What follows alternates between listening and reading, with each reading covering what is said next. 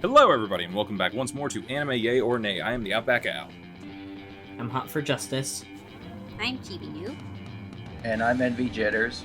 And we're here, we were doing for a little while our top 5 animes, and I think we were running through our top 3s, but we're taking a break from that this week because it was a special anniversary. Envy, why don't you tell us what special anniversary this was? Yes, when this episode comes out, it'll be July 18th. So in 2 days from now, it'll be the 20th anniversary of Spirited Away, considered many to be Studio Ghibli and Hayao Miyazaki's magnum opus. Now, is it the anniversary here in the States or the anniversary in Japan? The original Japanese release. Okay. It didn't come out in America until December 2002. Okay. So we can watch it again next year, and it'll still be a 20th anniversary. Sounds good to me. You know what we should have done? We should have, I don't know how everybody watched it. We should have done, we watched the sub version this year and the dub next year. Might have been a smart idea. But we're not smart, so. No. So when was the first time everybody saw this? I feel like we could go into plot right now, but I feel like I don't know who hasn't seen this movie at this point. Yeah. We all know Chihiro and the hotel or the bathhouse, the Yubaba, and No Face, and everything that happens, and Haku, all that stuff. I mean, honestly, if we were to describe it right now, it would never be near as good as just going to see the movie. So if you haven't seen it, just go see it. And then come back and listen to us talk about it. So, when was the first time everyone saw this? I wanna... Who wants to go first? I'll go first. Okay. I was about, I want to say 10 or 11. And I remember Cartoon Network was having Miyazaki Marathon Week. And this was I think this was the first movie that they showed that week. Strong start. Yeah, it's a strong start. Was it on regular Cartoon Network or was it on Adult Swim Toonami? Regular. Yeah, you could show this on regular and not need Adult Swim. Well, no, this was back when Toonami was still part of the regular programming slot. Oh, that's right. So, because they always showed anime, sort of in the evening, right before bedtime. And, Adult Swim was, the more bloody, action-packed animes, and Toonami wasn't part of that at this point. So, yeah, I watched it that night, that it was premiering, and, well, not premiering, but that they were, showing it on TV, and I kind of was just oh, I really like this. I didn't understand, a lot of, what it was sort of, about at the time, because, based on the background of the movie and everything, because I was 10 and didn't think about that sort of thing. But I really enjoyed it. I definitely liked it. I recognized Susan Egan, right off the bat as, Lynn. So, anyway. It was good. I liked it a lot. And I still like it now, so. Yeah, I think I also first saw this on TV. I think it was probably HBO or something. It was just randomly on, and I was oh, this looks kind of cool. I was just kind of channel surfing or something, so kind of just lucked into something really good. I think I watched Ghost in the Shell the first time the same way. It's probably somewhere maybe in high school, though. So I was a little bit older. Our college anime club had a Miyazaki movie marathon. I can't remember what year it was. I'm going to say it was either our freshman year or our sophomore year. It was freshman. I thought you guys did one every year. Yeah. Yeah, I can't remember which one though. I think it was the first one I was a part of that we saw it. So I guess it was our freshman year then. And yeah, I think the 4 movies they showed that screening was this, My Neighbor Totoro, Kiki, and Nausicaa, if I remember correctly. I could be wrong, but Spirited Away was, even with Nausicaa, and I fucking love Nausicaa, Spirited Away was my favorite. I fell in love with it instantly, and like what Chibi said with Susan Egan, I didn't know her name at the time, but I recognize the main character's voice right away because that's Lilo's voice from Lilo and Stitch. So I always like always remembered like Haku because that's Max from Goofy. yeah, right. A lot of famous dub actors from Disney. Yeah. Ev, when did you first see the movie? High school. It was my first because I watched it with friends, and my first one was Princess Mononoke, and I had never seen any Studio Ghibli movies before, and my friends were like, "What? You've never seen Studio Ghibli? Like, we're gonna watch Princess Mononoke, and then we're gonna watch Spirited Away." And I was like, "Okay." So yeah, it was high school. Now here's the question. Oh, go ahead. Go for it. I was just gonna say, this is the question for everybody. Then, is this would this be your favorite Studio Ghibli film, or would this be in your top 3? This is probably my favorite. I think the argument is usually, and I was going to get into this later. I've been listening to the podcast, The Rewatchables, and they have a couple good categories. I might bring up 2 of them today. But yeah, this is probably my favorite for like. I think part of it is just like how fantastical it all is, and it just feels like a dream the whole time. And I think that was just something that was always really appealing to me. All of Miyazaki's movies are a little bit like that, but I felt like this one especially really delved into a whole lot of fantasy, and I've always been a fan of that kind of thing. So, yeah. I think for me, for where it ranks in my favorites, I would say it's probably my number 2. I think the top spot actually gets taken by Castle in the Sky. That's my number 2, so I feel ya. I mean, I don't know what it is. I do love Spirited Away, and I love it a lot because it was like the first Ghibli movie that I'd ever seen. But I think for some reason that Castle in the Sky just like sits with me a lot more. I don't know if it was just the fantastical like sort of steampunky kind of elements that just really stuck with me a little more, which make me like it a lot more. But yeah, Spirited Away is definitely like my number 2. I'd say it's up there, but it's not my favorite. My favorite is Nausicaa. Okay. Yeah, I love Nausicaa. I love A Castle in the Sky. Had a brain fart for a second. I love both of them, but yeah, Spirited Away is not only my favorite Ghibli film, it's my favorite, tied for my favorite anime film of all time. So that's how much I love it. Tied with what? A Silent Voice. Oh, okay. I can That see movie, that movie really spoke to me. So, but yeah, like in terms of like pure, what you were saying too, like pure fantasy, pure whimsy, pure magic. Like this movie is 20 years old, and that animation hasn't aged a day, in my opinion. That film could be released today, and it would still look great. I mean, I think part of that is just like it's meticulously made hand-drawn animation that will never age badly.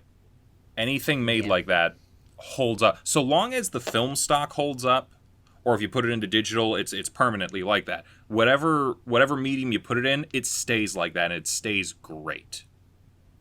I mean, you know, I forget what it was, but I remember hearing something like, what was the movie that they were working on, Studio Ghibli, that they were like, we're getting like 2 frames done per day of the movie. That's the new film that Hayao Miyazaki's working on. I forget exactly what it's called, but yeah, it's keep in mind it's a very small team that he's working with, and the man's 80. But like you really think about that, and the guy's had pretty much the same standards his entire career of like excellence. You got to figure like any of his projects, no matter what, are going to look amazing, unless you make them computer animated and everything looks weird. But we're not going to talk about that today. It actually kind of brings up a bit of a point I was mentioning. I'm going to steal some questions from people. I guess kind of the big question here is this Apex Mountain for Studio Ghibli and Miyazaki? Like, is this Miyazaki at the height of his powers? Because I've heard arguments back and forth between it's either this or Mononoke. And I think they're both great, but I feel like you always have to have someone who's going to be like, oh, it's going to be one or the other is his best film. I think it's his best, personally. I mean, yeah, I would say that, too, to be honest. Yeah.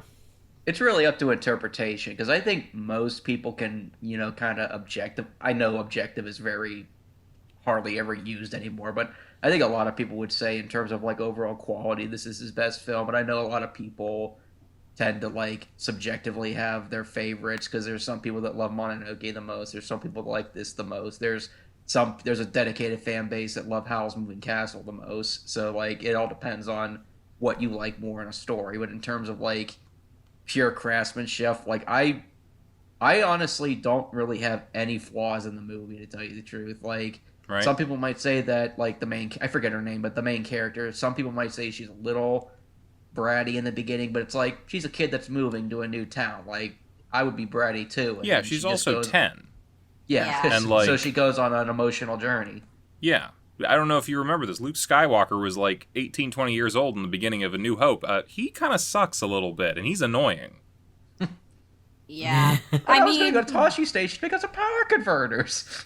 I mean, I don't know. Some 19-year-olds can be a little bratty. Let's be real here. Yeah, I honestly think that, like, just portraying her like that, like, she's very realistic and understandable. I think, like, if you were watching this as a kid, I didn't watch this as a kid, but I could see someone relating to this kid very easily if they were the same age.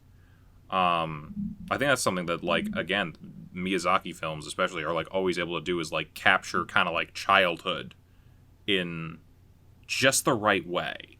Like, the elements of the fantastical, kind of like you're living in your imagination a little bit, but also the reality of, like, I'm a small person in a big world kind of deal.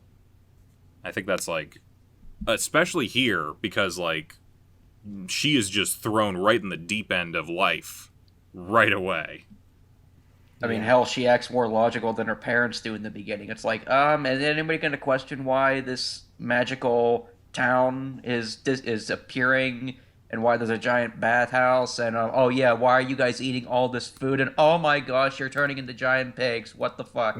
I mean, literally, they came up with the explanation on their own. It was like some sort of, like, amusement park kind of place. Yeah.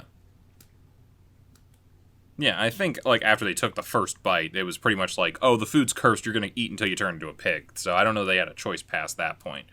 But, no. Yeah. They were pretty okay with just eating as much as they could at that point, because I don't think at that point that they really cared, or if they did care, they were under the spell of whatever was, drawing them to that place. Yeah.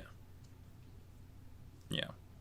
Plus, I mean, like, what's the larger theme of this is, like, consumerism is bad.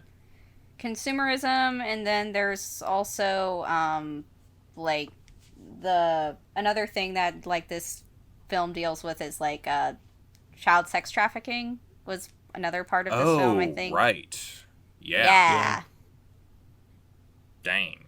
Because that was essentially, well, what a lot of bathhouses could potentially have been used for. Wow. So that took that. How many times do you watch a movie? How many times? What? What? I was trying to hear what Envy said. I said it makes you rethink the whole movie. Yeah. How many times do you have that with Miyazaki, though, where it's like, oh, this is a fun and enchanting little tale about kids, like, doing whatever, and then it's like, oh, Totoro's the Grim Reaper, or whatever, or like, stuff it's like about- that. Or it's about environmentalism and how we're destroying the earth. Yeah, or, like, there's always, like, just a little bit of darkness underneath it all. But, like, to be fair, I think that's, like, it honestly kind of reminds me of, like, Don Bluth films a little bit. There was always, like, a little bit of you should be a little afraid as a Yeah. kid sometimes. Because, like, the world is I- scary.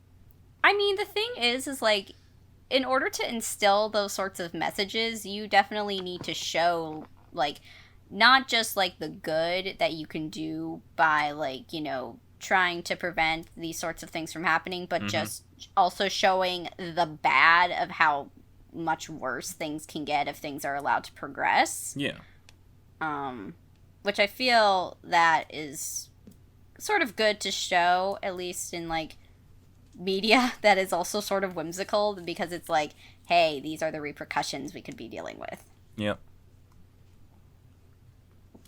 There's a difference between appealing to kids and toning everything down to kids. Like, kids, at least if you watch, like, old school Disney films or, like, old school cartoons, you can handle stuff like that, and most kids would probably be able to either A, figure it out on their own, or B, maybe just ask their parents what it means. But, like, you shouldn't tone down something just because it's a kid's movie. You should be able to tell the kind of story you want with the messages you want, and I think that is a perfect example of doing that. Yeah.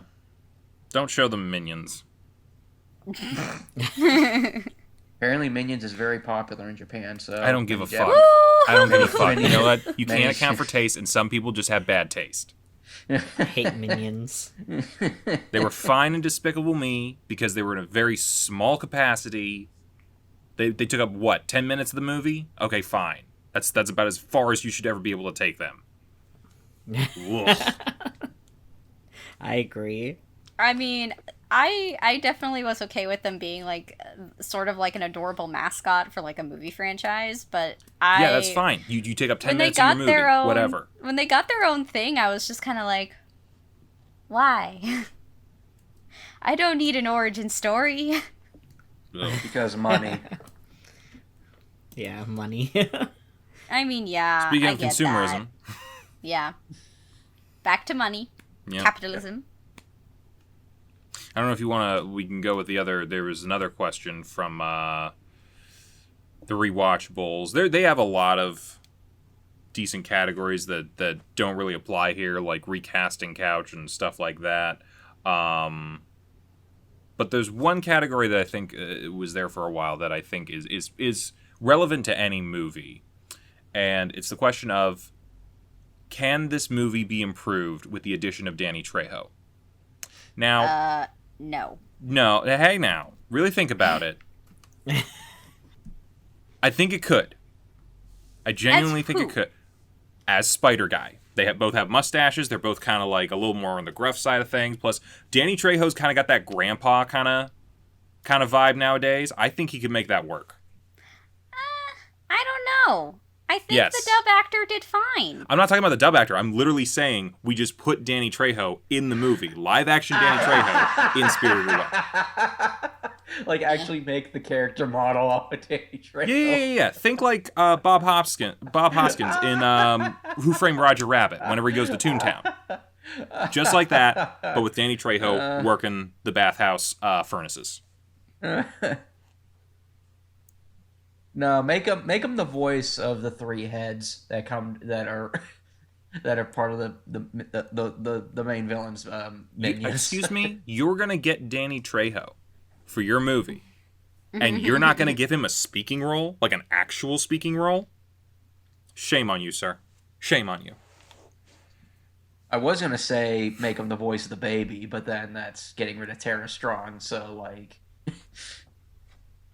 We could just make him the Yeah. baby. Again, live action in an animated movie. yeah.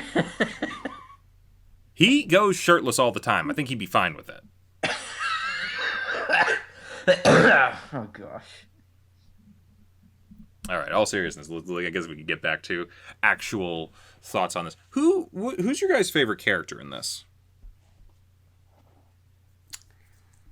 Huh. I'm trying to think. I was like, we You can know? say Haku. like it's a very good ensemble. Yeah. I like Haku. Haku. Yeah. I mean, if you asked 10-year-old me who my favorite character was, I also would have said Haku, but asking 26-year-old me now, I would say I don't really have a favorite. I kind of like everyone for varying reasons. But I feel like that's just because I've become more of an appreciator than I have become, anything else when it comes to the media I consume sometimes, so... You saying I don't appreciate people, Chibi? No, I'm not saying that. It's just the fact that, like, I appreciate it as a whole, that I can't really just pick and choose. So you're just implying Because- that he doesn't appreciate people. Yeah. I mean, if that's what you want to take away from that sentiment, go ahead. I'm not saying that you're the ones putting words in my mouth. No, it's okay. It's okay. It's okay, Chibi. I don't know if I have a favorite character either. I like a lot of that. You clearly don't appreciate Danny Trejo enough. I mean, I guess not. No, I love Danny Trejo. I'm just, but No, yeah, I know you I- appreciate Danny Trejo. I know you do. Chibi, you're on. I got my eyes on you. I'm on thin ice, I get it. Yeah, you're on thin ice. You watched Spy Kids growing up, right? Yeah. Okay, well, so yeah, she knows him from there. I don't remember who he was. He's uncle. He's the uncle. Oh, okay. Still don't think he'd make the movie better, though. Danny Trejo makes every movie better. Every movie. Okay, you keep telling yourself that. I'm gonna keep telling everybody that. I feel like we went on a bit too much of a Danny Trejo tangent. Yes. I'm trying to think here. Like, on the one hand, I really do enjoy Chihiro and, or we can call her Sen or whatever, her journey in this. Being said, like, Yubaba really worked for me. As the Like, villain. Well, not just as a villain, but like just I don't know. She's interesting for some reason. is It's interesting. kind of like one of those like maybe part of it is that she's the villain, so like she's very active in doing shit and like scheming or whatever. But like I don't know. I think like She's not a heartless villain. no, No. I think not entirely. That like I don't know. I kind of like that. Like she has this like side of her, especially when it comes to like her baby and like her business, where she can be like real. I don't know if I'd say like kind, but like She's like, a single mother trying to run a business and take care of her child. That's true. Yeah, That's very true. Yeah. With a bunch of idiot employees. Yes. Yeah. And yeah. She's not. I an also evil like her business sister. tycoon. Yeah, her twin sister's nice too. Yeah. Her sister was fun. She gave No Face a home. Which what is Yeah. is No Face is based on something, right? What is he based on? Isn't it like no masks? Or something like that? I'm like, I know like this entire movie is like just a giant cabal of like Shinto deities and spirits. No Face represents it symbolizes how children form an identity based on the people around them. You know what? That makes sense. Mm-hmm. Yeah. Because he like adopts like their personalities. Yeah. Mm-hmm. And he just consumes and consumes and consumes. It's like he became like the bathhouse itself. Mm-hmm. Did everybody freak out the first time they ever watched the movie? The scene where he, went ape shit and chased Sen around. That's a I pretty mean- damn good scene. It is a good scene. It is a very good scene. I was kind of just like, what the fuck is going on? He's trying to eat her. Or I something. mean, yeah, but I'm just like, he grew legs. He grew arms and hair. You can grow legs. And I think In a that's the mouth. only time. I think that's the only time in the film he actually speaks too during that scene. No, he speaks before that. Like as soon as he eats Yeah. Frogman, he starts talking. Mm-hmm. Really? I could have sworn he just did grunts throughout the whole movie except for that scene. He grunt. No. Yeah, he did grunt for the majority of it. But yeah, as soon as he adopts the personality of the frog, he takes his voice as well. Okay, that's right. Yeah. Trying to think here, because like that's a really good scene, and there's a ton in here. But like, what's like your favorite scene in this movie? I don't know if I have a favorite scene, but I know I've seen a lot of film critics over the years talk about the movie, and a lot of people think that the best scene in the movie is the train scene when they're like just going in the train in silence, like no talking, just music. A lot of people say that's like one of the best, if not the best, scenes in the movie. I don't know if I go that far, but I think it is an effective scene. Mm-hmm. It's very nice. It's like just that quiet moment of serenity between like larger things that are happening. It kind of lets the movie breathe a little bit, which is nice. It's a bit of a toss up for me, I think. I was gonna say 2 scenes, but I'm like, oh, is it 3 now? Like I'm a big fan when a lot of stuff is going on, especially in a Ghibli movie, because so much is happening and it's all like, I don't know, like they've animate chaos so beautifully. I think it's kind of a toss up for me between one, the no face chase, the paper people attacking Haku, that whole thing, and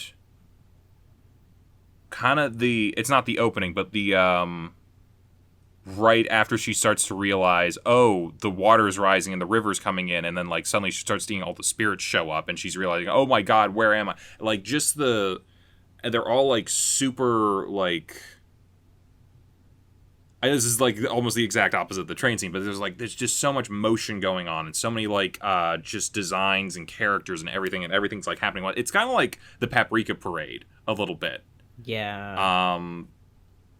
I just like I love like, and you could see all the blood, sweat, and tears that went into it too. But yeah, I think that those are probably one of those is probably my favorites. See, I don't really have like a favorite scene because there's just too many like Yeah, this is a parts tough that one are for it. Yeah. Yeah, that are so like well animated, but a part of me that really like the part of it that really sticks with me is what you said about like when they're all like coming off the like ferry or whatever, and you see all the different like spirits and like everything lit up and like bustling with activity. Like I think that animation is like absolutely like breathtaking, and just like I always enjoy seeing like the outside and like I guess how that, you know, like whole area just looks like at night, like all lit up and like beautiful and all that. Like it just, that's probably one of my most favorite like animated parts, like I guess I would call it. Anyone else got an entry? Not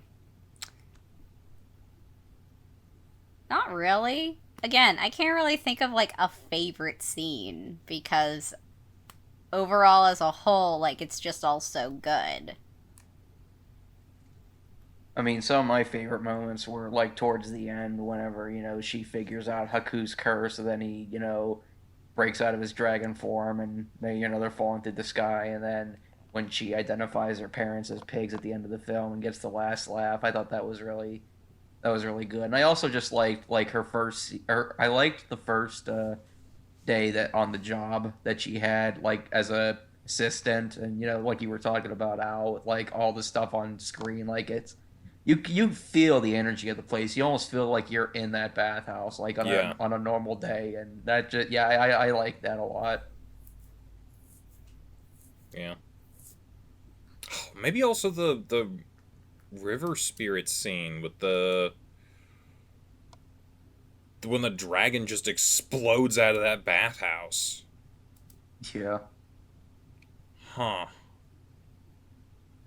You know, I remember two of the funniest moments in the movie that made me laugh. The first was I don't know why this made me laugh, but it does every single time whenever she's carefully going down the stairs and then she immediately just gives up and just starts running down the stairs full sprinting and screaming at the top of her lungs. I don't know why that makes me laugh every single time. I thought that was I've because she done- like lost control. Of I've like, done that with my own stairs at home, where I run down them and then faceplant into the wall in front of them. Yeah, Wow. I've done that on, like, when I'm going down to, like, my basement. You know how there's the wall there? Yeah. Yeah, like, I've done that before. yes, but why? That's not that many stairs. How did you pick up speed? Because I run down them really fast. I don't know. My goodness, you all need to control yourselves. And then another funny scene I had was whenever Sen is trying to, like, in the first night she's trying to hide, and then that big ass spirit just comes in, and it's just like that awkward tension between the two of them. I don't know why, I thought that was pretty funny. The radish thing? Yeah. Yeah, he was interesting. For a character who had like no dialogue whatsoever. Just sort of an interesting person. Speaking of radishes and food, it's a Miyazaki. How about the food? I mean, anime food always looks good, but yeah, Studio Ghibli knows how to make good food. Looking food. Yeah. I'm trying to think. I just, like, reblogged a post on Tumblr of, like, Miyazaki, like, food. And I was like, oh, this looks so good. Yep. Actually, I don't blame the parents for eating Yeah. the food, but don't eat all the food. Again, I think it might have been cursed, so as soon as they take a bite, they have to keep taking more. Yeah, that's kind of what I thought. Like, maybe it's just one of those things, like... Yeah, it's like that They're... fairy food kind of Yeah. thing. Don't eat the food or you can never leave kind of deal. Mm-hmm. Now, here's a question I don't think I've ever seen being discussed online, but this is something that I have thought about often with the... Well, not often, but I've thought about with the movie. Do you guys think everything in the movie was real, or do you think it was all in her head? Simply because it's a Miyazaki movie, and I feel like the majority of them tend to lean towards the side of things are real, I'm going to go with that. Yeah. And the fact that the car was like, not Covered in trash, leaves? but it was like, yeah, it was leaves and a Covered whole in bunch of other leaves. stuff. Yeah, they had been there like a week. Yee. And, like, if that hadn't happened, how would they have been there for a week without food or water or anything and come back, you know? Yeah, I will also say that magical realism in, like, Japanese media, especially, like, Japanese fiction, is quite a common element that I've seen, so I would also lean more towards the real sort of aspect as well. Yeah. That's probably why people don't discuss it. Yeah, the car was, like, a mess when they got back. Of course Yeah. they were there for a while. Mm-hmm. Had to be real. That or some sort of alien came down and comatose them, and while they were being probed, they gave them magical visions of a faraway land, but then that's a whole other story. Hoping that's not what happened. Question is, does she ever come back? Like, I know the large part of it is a situation of, like, oh, this was a moment of growth and, like, coming of age kind of thing, and learning kind of how to be an adult a little bit, but still be a kid and that sort of thing. So, you know, her journey's done there. But, like, realistically, if you left and if you had gone to that place, knew how to get back, and you still had friends back there, at some point, maybe in a couple of years or something when you're a little older, would you try to find that place again? I mean, I don't know. so my whole thing is like, because it was like a midway point between their destination and where they were coming from, Mm-hmm. I feel like Chihiro herself needs to, like, figure out where that is, and if she like truly really wanted to go back to see everything all over again, I feel like she'd be on a hunt for a while, and I feel like she probably wouldn't do that until she was an adult.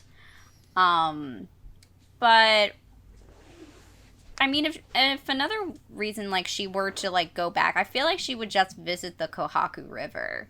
Yeah. Because that was literally what she said she would visit. She would visit the river because she wanted to see Haku again. Okay, but is the river like a... I know, like, she can go visit there for, like, the metaphorical or spiritual, whatever you want to say, it could happen. But I'm talking, like, do we want to take the literal route of, is she going to try to break her way into the spirit world again? Like, that's kind of, like... I know it's not going to be as good as this movie, but, like... I don't know, and I definitely guarantee if they ever made it, it'd be just milking it. But at the same time, you don't kind of wonder a little bit, like, I don't know. I mean, I feel like she would only go back there if she really had a purpose to go back. Yeah. I don't know, Yeah. I guess I just maybe. wonder about that stuff. Yeah, she would honestly only would want to go back to see Haku and Lin. And the guy with the mustache. I forget his name, but those three. Those would be like the only three reasons she would go back. But I guess, it leaves it up open-ended, so you can, make your own predictions or your own guesses of what could happen in the future. I feel like my mind is like taking this and turning it into Digimon. Where, like, the end of the first series, they're like, you have to go because the portal's closing and it will never open again. But then 3 years later, season 2 happens and it's like, oh, yeah, no, the portal's open whenever you want it. You're older now. You can just come in whenever you feel like it. I don't know. Kind of dumb. But still, I don't know. It's an interesting thought. It's like, you kind of wonder, like, how that sort of thing affects someone, like, long-term. Like... we know what we see for, she got her immediate thing of, like, kind of, like, growing up a little bit. But, like, how does going to the spirit world affect you in a larger way as you grow into an adult years later? I mean, I guess it's like learning, it helped her grow and mature, as a 10-year-old, so I guess maybe her journey back could have a different meaning, whatever. Well, I don't even mean like a journey back. I just mean like in general, how does this like affect you long term? I guess like maybe it doesn't. I don't know. Maybe at a certain point you're just like this was a fantastical dream or something. Like I don't know. That it's I feel like as a child she kind of like she was the least greedy out of, like, everyone there. True. And I think, like, she could see maybe, like, if she were to reflect on it, that did her good compared to, like, all the other people who were, like, super greedy. So I feel like if she, thought about it, like, later on, she might be like, oh, yeah, it's good to not be greedy, and I should continue to, like, live my life, acting, selfless, or, like, kind of, I don't know. Yeah. I'm kind of trying to think, like, you guys ever read Chronicles of Narnia? Yes. Yeah. Like, I mean, at least some of it. Yeah, well, like the first book. They go, they defeat the witch, blah, blah, blah. Spoilers, if you hadn't read this book from the 50s. I feel like they kind of require you to read it at school now. I wasn't. Really? Yeah, I read it on my own. Oh, Same. I guess it was just me because we were, like, I was 10 and we were reading Lion, the Witch, and the Wardrobe. Yeah, So. but, like, they go there, they have their adventure, they grow up into adults, they rule a kingdom, and then they come back and they're children again. Like, I know they kind of go into a little bit, like a little bit of, like, what everyone was doing later on after they kind of grew up, but they don't really, like, go into the kind of, like, how does how does this affect you in the long term? Like, I guess they grow up and we don't know anything about them past the fact that they grow up. They still know that it happened and like all that sort of stuff. But, like they don't bring it up in the books. I'm gonna be completely honest with you. All I remember from that book series is Marshwiggles. Marshwiggles? Which Yeah. which was the Marshwiggle from?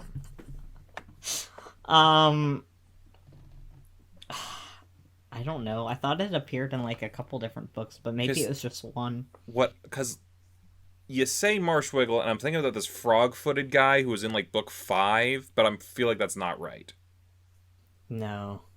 He was like like Debbie Downer on like steroids. No, the Marshwiggles were humanoid. Okay, what'd they do? They lived in the marshlands. And Near the River Shribble in the northern parts of Narnia. They fished. They had like big wizard hats and like fishing poles, and they lived in wigwams. Were they like super depressed all the time? Because I feel like we might be thinking of the same thing. Yeah, we're thinking of the same thing. I think so. Yeah. They ate like eels and frogs. And I can tell why you're into them. I don't know. They were just like funny, and I remember dressing my Animal Crossing character up as Marshwiggle all the time when I was younger. All right. Anyway, that's all I remember. Sorry. So I can't relate to the whole comparing it to Spirited Away because I'm like, what? I mean, I feel like that's not the only thing you compare it to, but like I'm sure there's like a ton of different, isekai. Is this an isekai? I mean, I guess I think the argument could be made for it. I mean, I don't know. She doesn't get teleported to another world. She gets It's it's like Avatar in a way. She literally gets teleported to the spirit world. True. And but you also have to kind of question a little bit when he goes to the spirit world. Is he isekaiing? No. Maybe not specifically because that's his job. I mean, isekaiing is like, by definition, going like to another world. They're technically not in another world. They're in a different part of the world, but it's the same world. You know, that's actually a pretty good argument. Good on you. I got no way to refute that. But yeah, I think this journey did help her, grow as a character and help her, mature and see the world in a new perspective. And I can also go on not a tangent, but an explanation on how the characters from Narnia matured. But we could say that for another day. I mean, I don't know that we're going to be covering Narnia at any point. I mean, I say a lot of things are basically anime. I don't know that Narnia is basic. You know what? Narnia is an isekai. It's basically anime. Maybe we'll watch that at some point. Did we want to do like a Nicolas Cage marathon at some point? I think we did. We had talked about it. We gotta talk about that a little more. Yeah. I don't know. I'm trying to think. What else about Spirited Away? What haven't we covered? I mean, the animation's gorgeous. I think I mentioned it already, but yeah, I know there's technically CGI in the film, but like they do a good job of hiding it. Like I barely noticed it. I'm trying to think of where that would have been. Like the tunnel scenes. Yeah. Okay. Yeah. They probably use it a little bit for like some of the exterior shots or something of like the hotel. And they probably used it whenever probably used it in the beginning when like she's flying through all the doors to Yubaba's room. I mean, I think I don't know because this was like being made in like 1999 or 2000. Like CGI was not particularly strong at that point. But were they starting to use CGI as sort of like a tracing method yet? Mononoke was their first film they ever used CGI in. And that was like a couple of years before this one, right? Yeah, it came out in '98, so they had to have been Okay. working on that years before. Yeah, but like, what I'm kind of like, I know some people like nowadays will animate something in a very basic format in CG and then like draw over it just so they can get like the motion and everything like consistent. Mm-hmm. Like, I'm wondering if they were doing any of that here because like, and not that I'm not confident in Miyazaki and his team for like doing just splendid motion on screen, but I kind of have to wonder a little bit sometimes. It's like, what are how exactly are they doing everything? But that's just more of like a technical. I'm interested in like behind the scenes stuff every now and then, so I'd be interested to know whether they used it for any of that. I mean, definitely the tunnel scenes. I'm wondering if they used it maybe for Haku a little bit.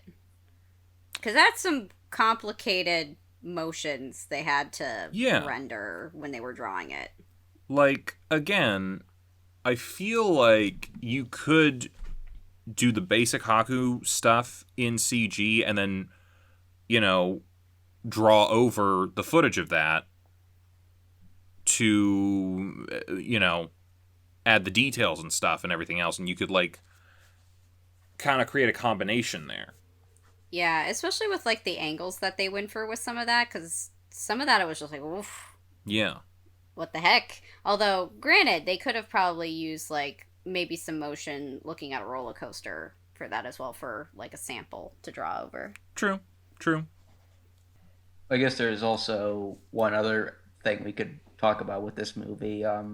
When people often say, what's the best gateway anime, people would say, Cowboy Bebop, Yu-Gi-Oh, Death Note, stuff like that. But we could honestly say, Ghibli in general, but especially this film. I think like this film could be a good gateway film into anime for a lot of people. Like if they don't want to watch a TV show, but they want to watch a movie, well, show them the actual film that won, the only anime film that ever won Best Animated Picture at the Oscars. Yeah. I still think Your Name should have won. Wasn't even nominated. Pissed off still. Yeah. I mean, there's been other Miyazaki Ghibli films that have been nominated since then, but yeah, Spirited Away is the only one that has actually won. Yeah. It's among like who won before that, because that was like the second or third one that they ever actually had, because the animation... that was the second. Yeah, that was the second. That was the second year that they did that category. The first winner was Shrek. Shrek, yes. Now, if that isn't like a Hall of Fame right there, Shrek and Spirited Away, and then who came after that? Let me look it up. Okay, so the first one was Shrek, the second one was Spirited Away, and then the third one was Finding Nemo. Nemo! Yeah, well, honestly, yeah, it's a pretty good series right there. I mean, I could go on, but obviously there's there's a lot of Pixar. A lot of Pixar. Yeah. And a whole bunch of nominations for things that had no business being anywhere near the Oscars. But we won't go into that today. Yeah, we have anything else to bring up about this particular film? Not that I can think of. Yeah, I feel like we've covered pretty much everything. Would we recommend this? I'd give it a yay. Maybe, if you're into that kind of thing. Yeah, I'd give it a yay too. Yeah. Yeah, I mean, I better give it a yay. I would hope so. I mean, you were the one who suggested we watch it again. Yeah, I did. Yeah. So, speaking of watching things, next week we're going back to we're in our top threes right now. We did Nozaki last week, so next week we are moving right along to some of our other ones. We're actually doing mine next week. Furikuri. I talked extensively, well, not extensively, but like I think I said the majority of my thoughts on it when we did the thing. But it'll be interesting to see all of your guys' thoughts on it upon rewatch or just remembrance. I don't know. Whenever you do your famous episode or anime recaps. I cannot wait to see you try to explain everything that happens in this show. Honestly, it's actually a pretty simple show when you think about it. Oh, okay. Simplified, yes, but like detailing what happens in each episode, like trying to explain it without cracking up or like. I don't think it'll be that. I don't think it'll be that bad. Yeah. No, it'll be fun. I really like that show, so. Yeah, and then we'll be moving on to some other stuff after that. End of this month, actually. When is it coming out? Is it the 30th that Magia Record's coming out? It's listed as July 30th, so I don't know if that's July 30th Japan, or if we'll have to wait till the 31st to watch it, or so. Well, whenever it is, we'll figure it out, and we will record whenever we're able to record, and put it out there. So, yeah, look out for that near the end of the month, or in early August. We're not sure where it'll be, but yeah. And then yeah, look out for the Nicolas Cage marathon that'll be coming down the pipe probably sometime in September. I don't know. Start picking out your Cage movies. I already got like 3 or 4 that I'm like, oh, I've been chopping at the bit to take a rewatch of those. Yeah, we'll see you guys next time. Bye-bye. Bye. Bye. Hey, thanks for watching, and if you haven't already, be sure to subscribe and ring the bell icon for notifications. If you enjoyed this video, give us a like, and if you haven't already, check out some of our previous episodes, our daily gaming videos, or our parody series Madoka Magically Abridged. See you next time!